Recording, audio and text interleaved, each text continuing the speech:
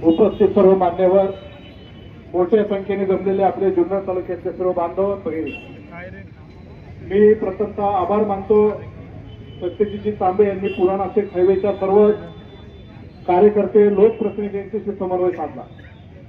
मी आभार मानतो नारायणगावचे ग्रामपंचायत माजी सैनिक आणि त्या शाळेतल्या सगळ्या विद्यार्थ्यांनी, ग्रामस्थांना आणि तरुण कार्यकर्त्यांना की ज्यांनी या आंदोलनाची तयारी केली। मी आभार मानतो जुन्नर तालुक्याच्या नागरिकांचे की ज्यांनी आळेफाटा, ताळाखोडी, टोल नाका आणि नारायणगावला उत्स्फूर्तपणे मोठ्या संख्येने या आंदोलनामध्ये सहभाग घेतला। कोऑर्डिनेशनची मीटिंग झाली त्यावेळेस सगळ्यांच्या मिळून ठरलं की एखादा आंदोलन करताना आपण जेव्हा रास्ता रोको करतो तेव्हा लोकांना हा नाक त्रास आहे, पण आंदोलन असं करावं की ज्याच्यामध्ये लोकांना त्रास सुद्धा होणार नाही आणि सरकारला आपलं म्हणणं सुद्धा गेलं पाहिजे। म्हणून तशा पद्धतीचं नियोजन सगळ्या ठिकाणी ठरलं की जेणेकरून नागरिकांना ये-जा करण्याचा पण वेगळा मार्ग काढला आणि म्हणून आपण बायपासचा मुख्य हायवे न अडवता सगळ्यांच्या सहमतीने नारायणगावच्या स्टँडवर इथं जमलो।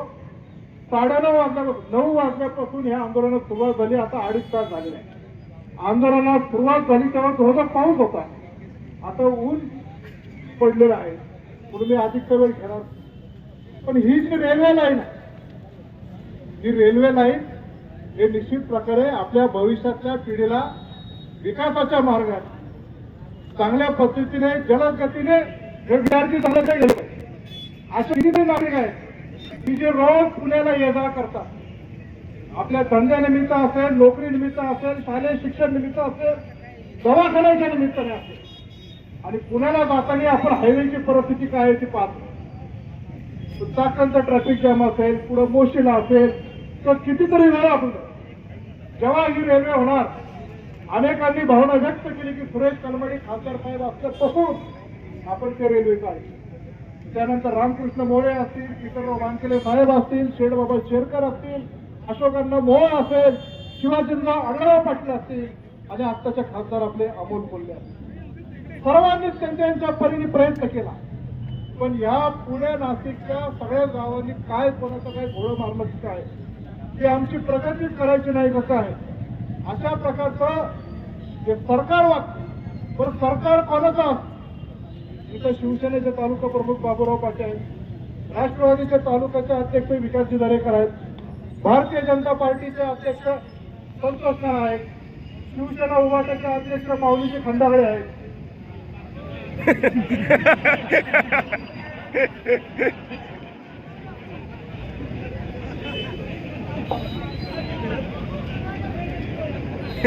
तुमच्याकडे आहे का?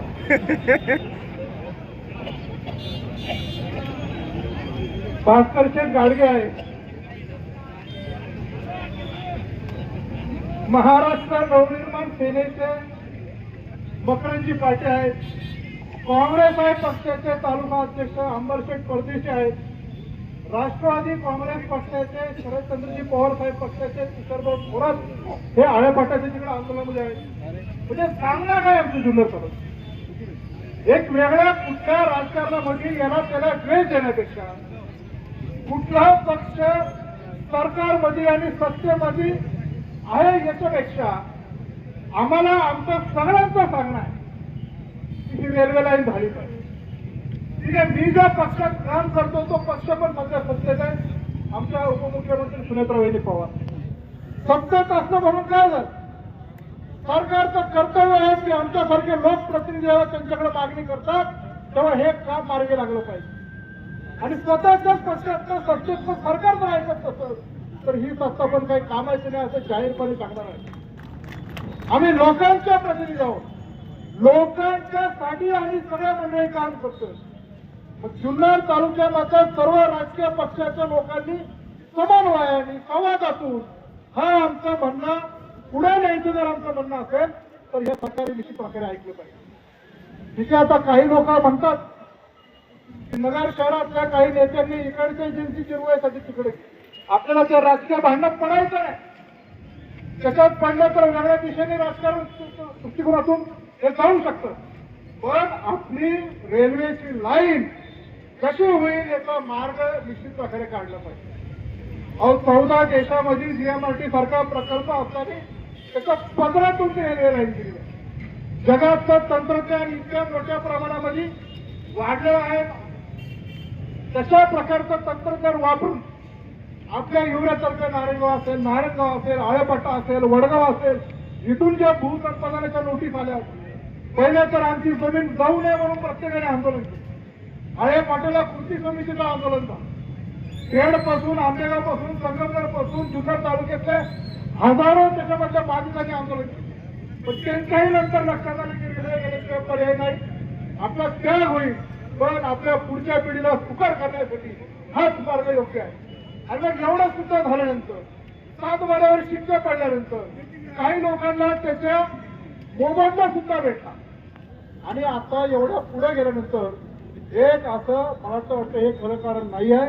हे थातूर मातूर निमित्त दाखवायचं आणि ही रेल्वे लाईन बंद करायची, अशा प्रकारचं सरकारच्या डोक्यात आहे. देशातून मार्ग काढायचा सोडून जीएमआरटीच्या नावाखाली हे करायचं.